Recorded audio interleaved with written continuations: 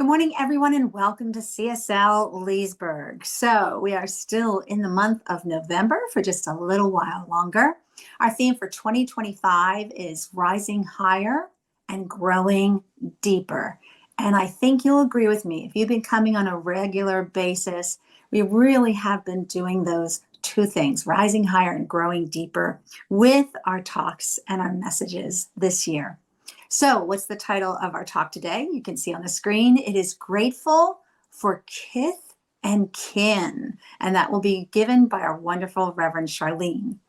We are so happy that you joined us today, and we're very grateful in this week where we practice gratitude by ramping it up just a little bit, right? Thanksgiving is Thursday.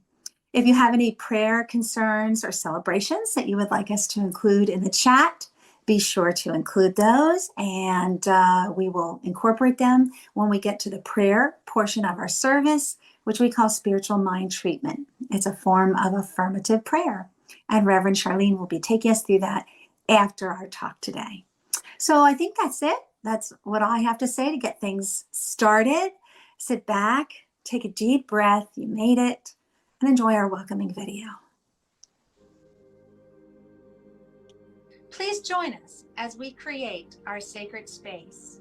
We set our intentions of deepening into our awareness and practice of our 5 pillars of spiritual living by lighting this candle in our virtual world.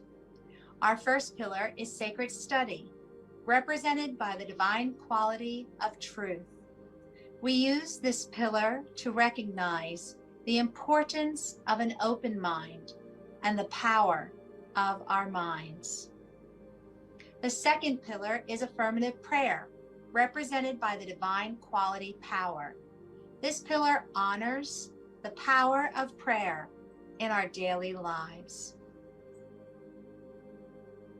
Our third pillar is meditation and the divine quality of peace. This pillar reminds us of the importance of meditation and the peace we feel when we quiet our minds. The fourth pillar is circulation and the divine quality of life. We know that the great law of circulation works in our lives. As we give, so shall we receive. And the fifth pillar is sacred service and the divine quality of love. This pillar affirms our call to be of service to our world as we see through the eyes of love. Let us close our eyes as we bless this sacred space and our time together. As we weave each of these pillars of spiritual living into our service today, may they deepen our own spiritual practices of study, prayer, meditation, circulation, and service, expanding our minds and our hearts to the 5 divine qualities of truth, power, peace, life, and love. We also bless everyone who made our service possible today and everyone in attendance. May the energy of love that is generated here bless everyone abundantly, and so it is.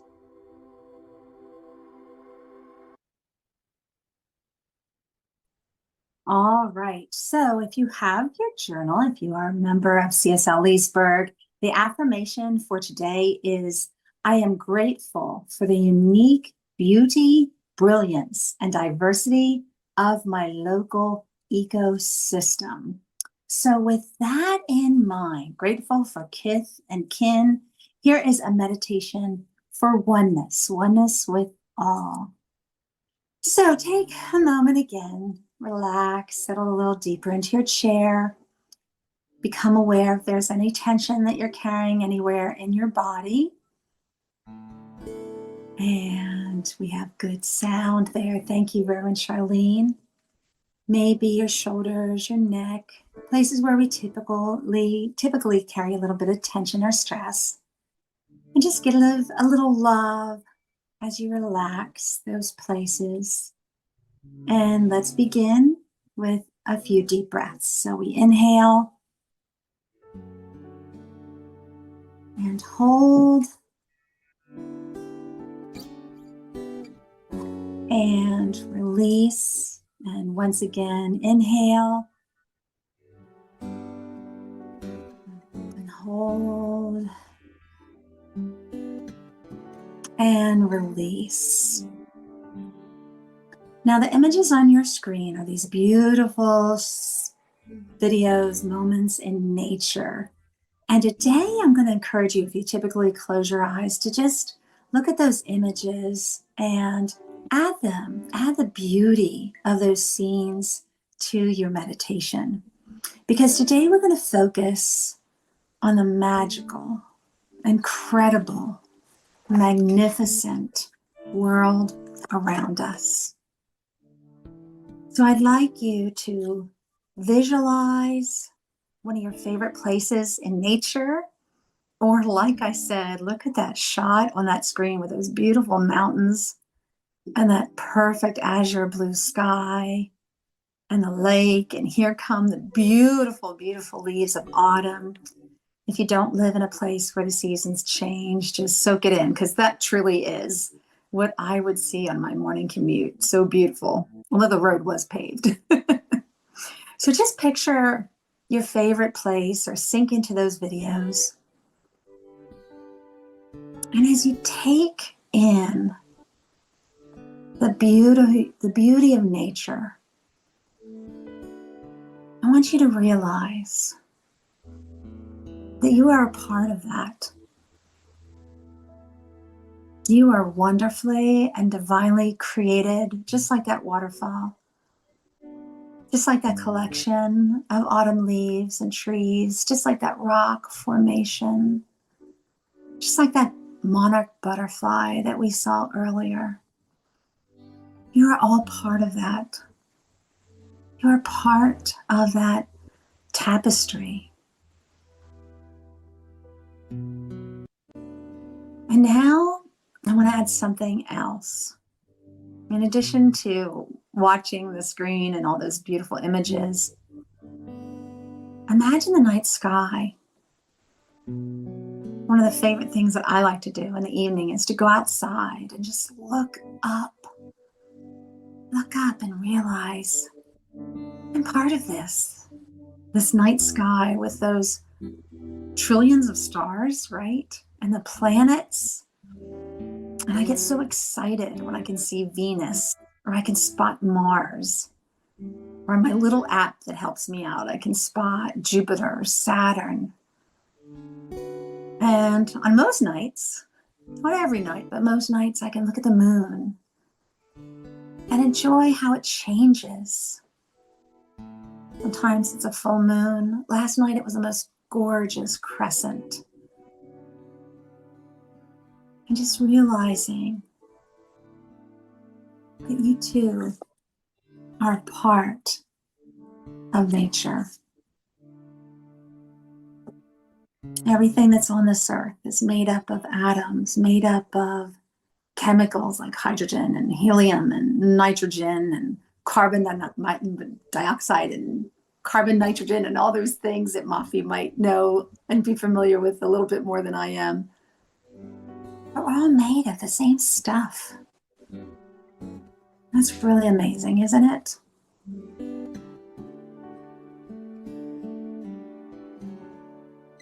So as you picture this beautiful, beautiful sunset, or maybe in your mind's eye, you're still staring up at that night sky, or perhaps you're still in that favorite place that I told you to visualize at the beginning of the meditation. Just remember that you too are a part of this. And you too are filled with beauty and brilliance, inner light that just shines out. And everyone and everything on our beautiful planet is made of the same stuff. We are all one. And we're all connected to each other. We are many. We are unique. We each have our role and our purpose.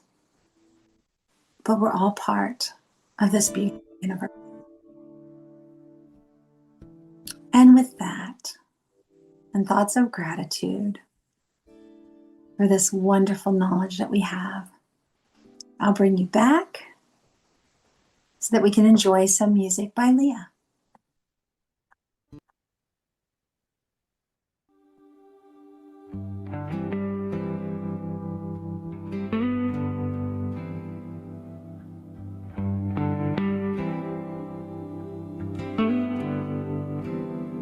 We are waves of the same ocean. We are rays of one bright sun.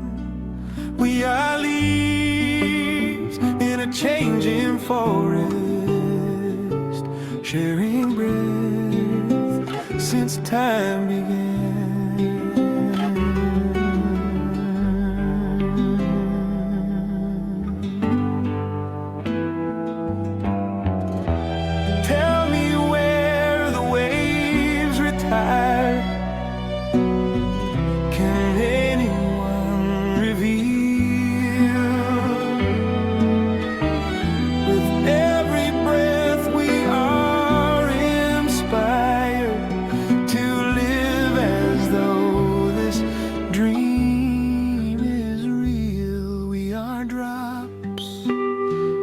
Same fountain. We are blades in a flowing field. We are sand in a shining desert. As we recall, we are here. As we recall, we are here.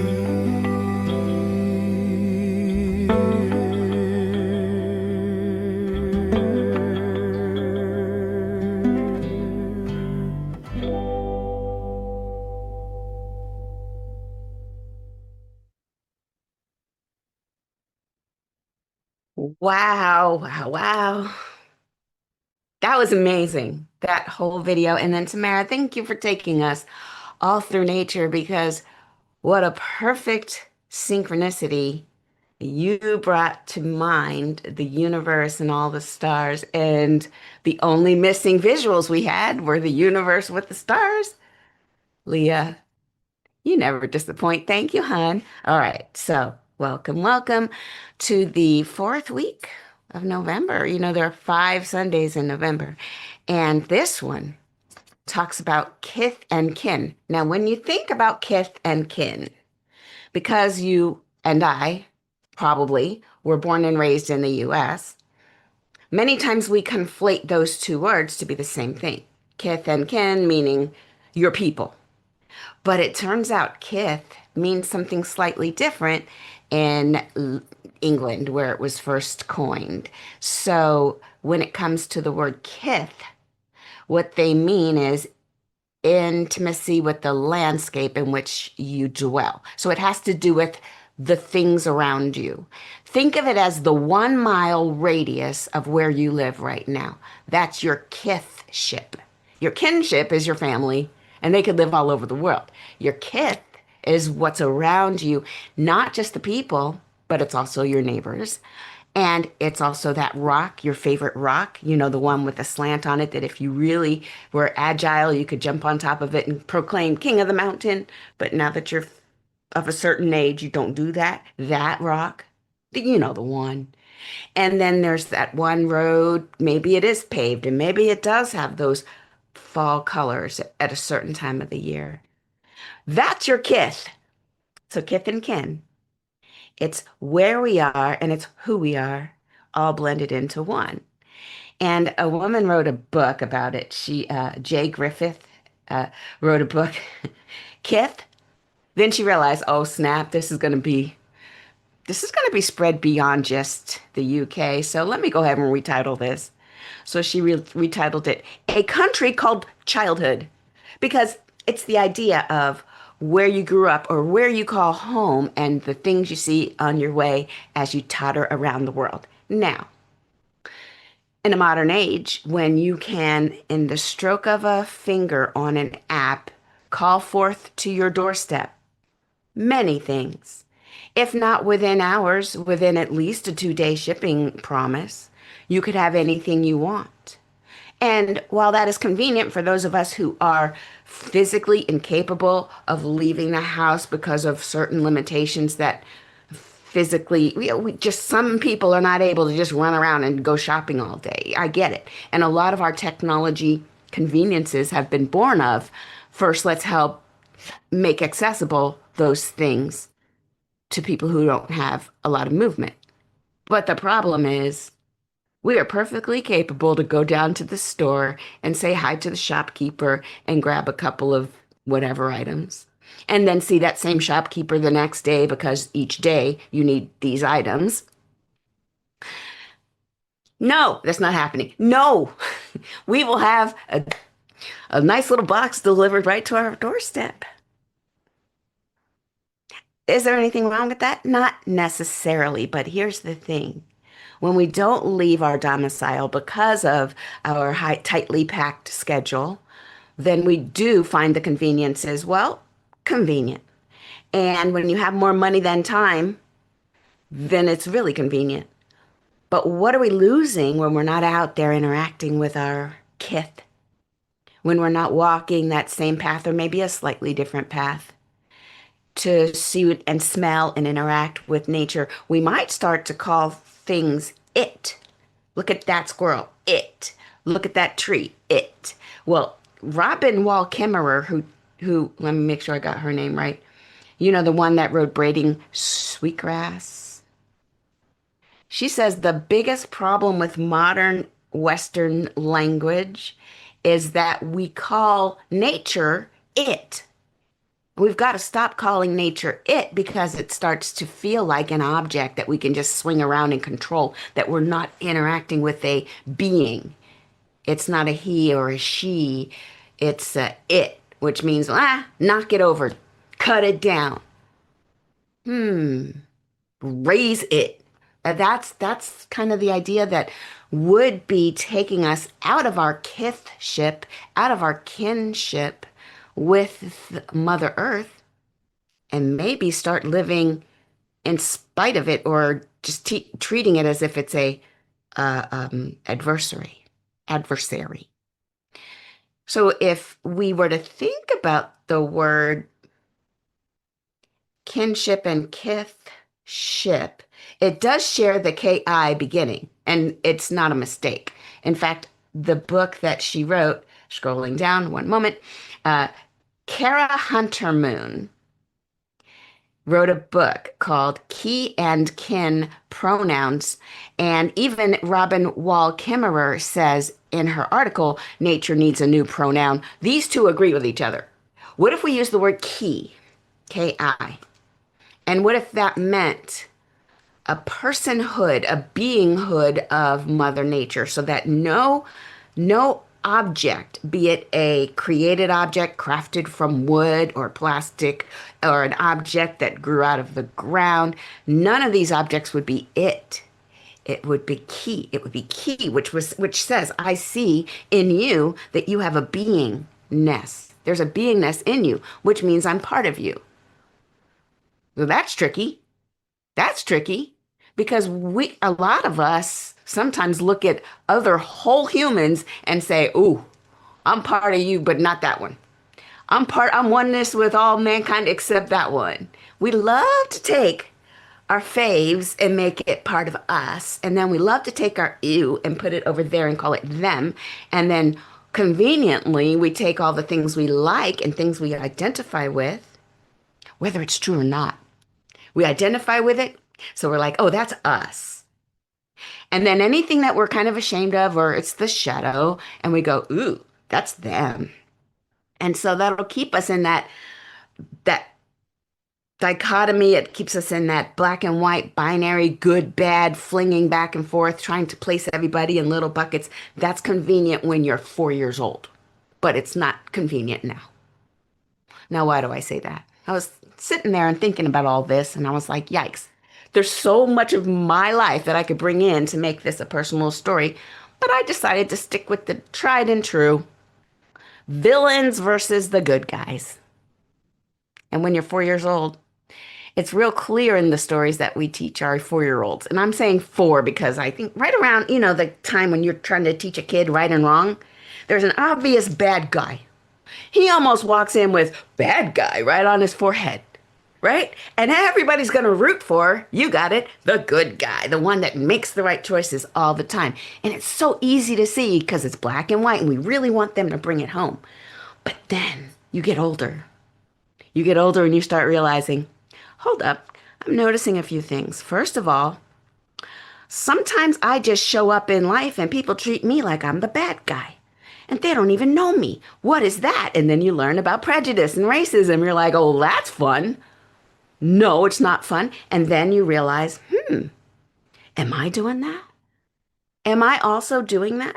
Am I choosing to see certain things and experiences as good or bad and not allowing beings to just exist within the nuances of life happens to you? And sometimes it's not your proudest moment. Does that make you a good person or a bad person? And there's nuance and there's movement, and that which appears good in one sense will also be bad in another sense. Yikes, growing up is tricky. So we talk about this, or I mentioned a minute ago, how kithship and kinship, how your 1 square mile is a thing. There's nothing better than this story, I have to tell you, because I've had a dog for 3 years now, almost. Let me tell you, it's wild. And I don't know if I switch timelines or if, I don't know, you tell me. This dog and I love her to death. We walk all over the place, and there's a consistent angry dog that hates us. And he doesn't always bark at everybody, but he always barks at us. He's fluffy, big white fluffy dog. I think it's I don't know, it looks like a bear. It's cute, but it's mean. And its owner is this narrow man who can barely hold on to his dog, and that dog just, and I'm like, is he racist, the big white fluffy dog? Because every time he sees me and Centauri, he's all from his balcony, from down the street, and to the point where he's trying to drag his owner, and he just looks mean. And I'm just like, I don't know what happened to that dog, but we're avoiding it. Every time I see that dog, because he's obvious, he's big and white and fluffy, I go, whoop, turn the other way, go across the street. I avoid this dog at all costs. You know where this is going. The one day that I figured out, let's just say hi. There he is. Let's just walk up to the dog. This dog was like, I just wanted to say hi. And he licky, and Centauri and him are like, whoa. And I'm just like, okay, what the heck? Did I switch timelines? Did I do that? Or did that, what happened? And it's just weird. And I think I switched timelines only because other things happened. I just started being curious. What if I'm just experiencing my good and bad thing that I learned when I was like 4, that I could tell who's good, I could tell who's bad. I'm going to avoid the bad ones. I'm going to go toward the good ones. What if I have it backwards? What if they are what I say they are? And so I was just testing stuff out, and it turns out, oh my God, this dog. Now, like yesterday, Centauri and I are walking. That dog's on his deck, barking. And I mean, to the point where usually we see the dog on the deck. He sees us, and then he runs through the house and gets to the front of their townhouse and keeps on barking. And it's funny, but now we see the dog barking. And then all of a sudden the owner takes him outside, meets us. Centauri notices, oh, they're outside now. And I was like, oh, hi. So we turn around and go toward them, and the dogs are like, hey, girl, hey. And then we continue on our way. What is happening right now? I don't even know. I took a picture of it because I'm like, there's a story here. Jeez. So I just have to say that even in our little 1 square mile, things aren't what they appear. They're not. So barring the fact that I switched timelines, which is weird, I don't even know what that even means. So I'll have to say that it must be what changed was I got curious about what if it's not like that? What if it's how I say it is? What if I get to choose whether people like us or not, or whether... And I don't know if that happens every time, but it happened that time. And we get to experiment in our 1 mile radius. And what if it works? What if everything we thought about ourselves is true until we say it's not true? What if that's what's going on? Then it would actually confirm what Ernest Holmes said. So I'm going to read you this. So if we're thinking about moving through the world, we've got Kith, which is the places where we go. We've got kin, which is the people that we're related to. And if we're going to try and make the world a better place, remember that's one of our goals as Science of Mind, Center for Spiritual Living, then I think it bears it out. All right, so listen. The first statement of belief, when you go to our Science of Mind or CSL homepage, the organization, the big organization, it says, we believe in God. You see, they had to say that. Because your family members are going to be like, y'all are a cult. You don't even believe in God. All right, so the first sentence you see on what we believe in God. All right, what else does it say? The living spirit almighty. Because we don't want you to think it's some guy in the sky. No.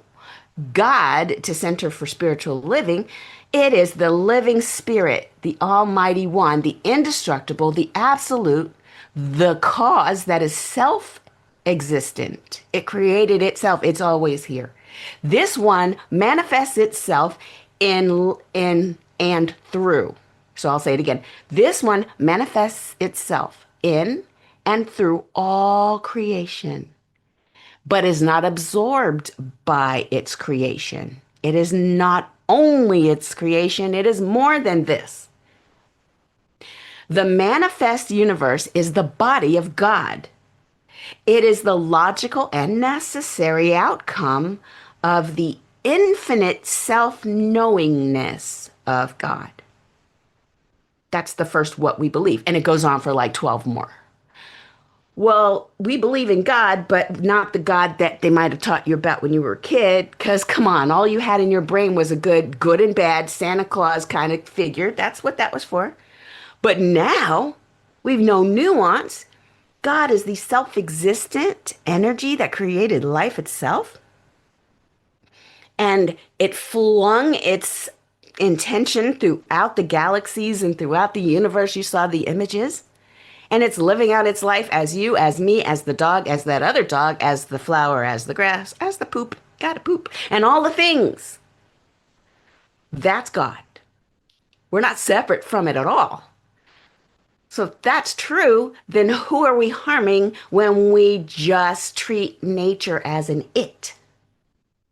Who are we harming? We're harming ourselves. And who are we harming when we judge them and we take our little preferred attributes and we put it in an us pile, and anything we don't like, we'll put it over there and call it them, and then spend the rest of our waking moments yelling at them? Who are we hurting? Ourselves. But there's a higher thing, and it's always available to us. We don't have to go to school and graduate or take 15 therapist appointments and then arrive at the conclusion that maybe they're not out to get me. We just make a momentary choice to see it differently, and all of a sudden that mean dog is like, hey girl, how you doing? What? Because we are it. It is us. We only are separate when that's what we cling to. Because it's always yes. The universe says, okay, yes. And the universe does not say, are you sure you want that thing that's going to hurt? It just says yes. If you have a trained thought on something that you believe, it will give you that. Because the universe is not going to work against itself, because then it would collapse. The whole beingness of everything would always work with us. And when we have our mind set on something that's not for our highest good, guess what? There's a system called cause and effect, otherwise negative consequences. It happens. It might not happen right away. But the laws of nature and spiritual laws of cause and effect, some call it karma, will keep us from harming ourselves long term. It will take whatever hurts right now and turn it into I just learned a lesson. And if it's really good, you'll sit in front of other people and tell them about the lesson you learned. And then those people will go, oh my God, I had the same experience. goodness will travel even faster than the yucky stuff. I know. Tell that to the algorithms, am I right? Good feelings, goodness, higher vibration travels much faster and a higher frequency than all the lower stuff that would drag it down. Necessarily so, because if it were the other way around, we wouldn't exist.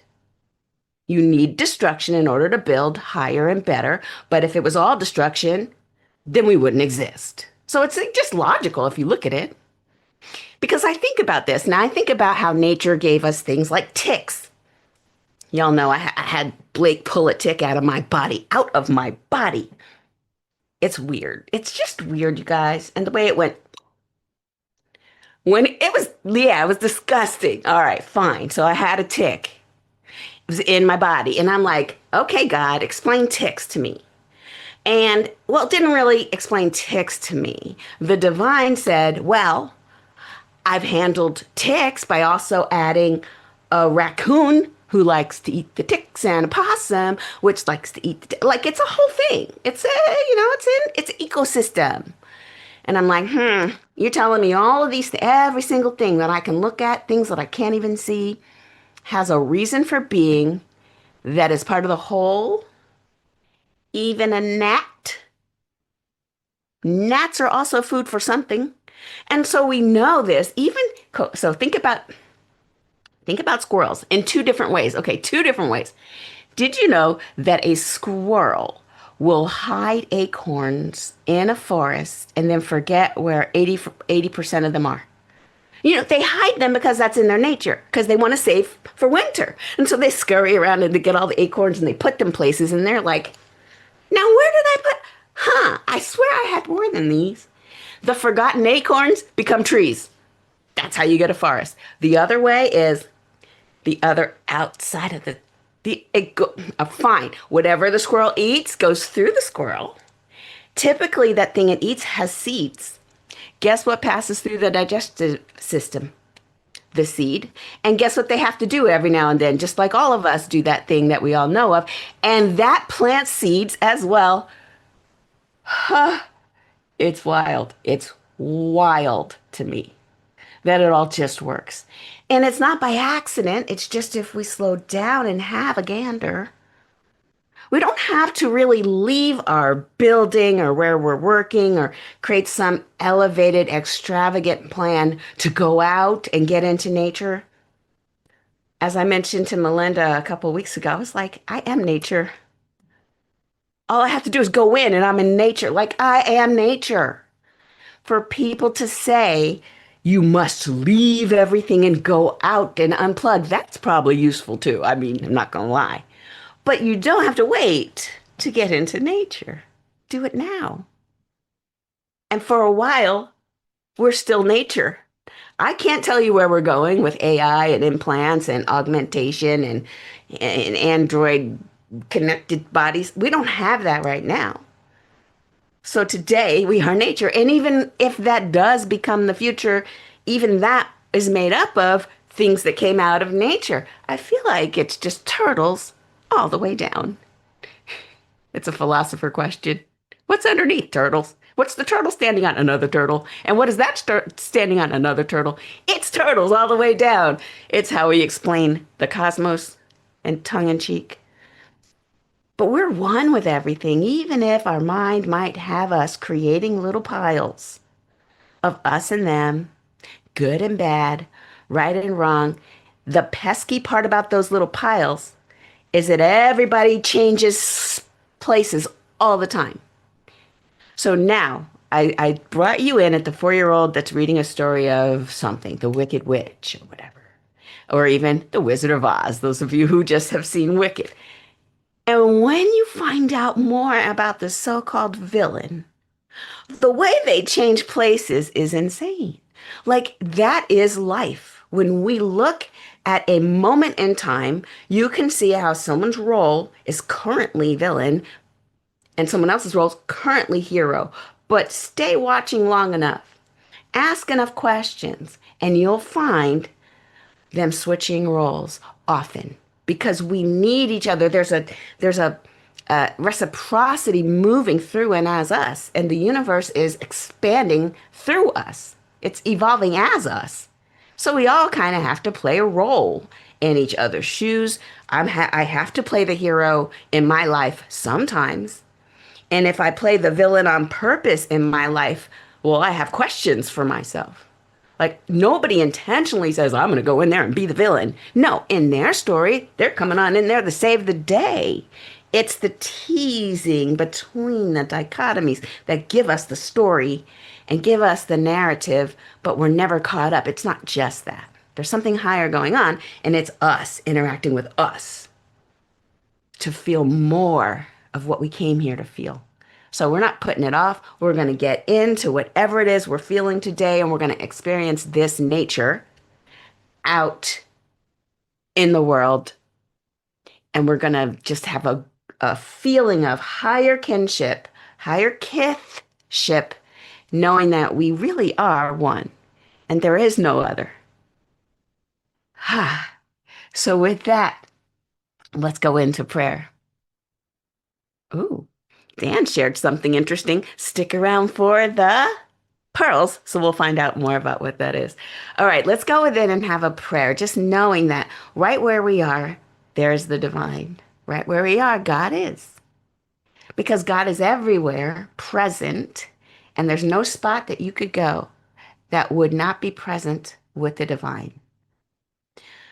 So knowing that it's right where we are, we simply sit and we deepen into that presence, to the awareness of the presence. It has never been absent. It was always here. In this presence, there is infinite capabilities, infinite possibilities, anything that we can dream, we can actually experience. And knowing that we're one with the entire universe, we dream of things that are harmonious with the bigger picture. We dream of dreams that bring forth upliftment for all involved. We dream of the highest good for everyone. And in that moment, the divine just says yes, and then we just embrace all that is harmonious.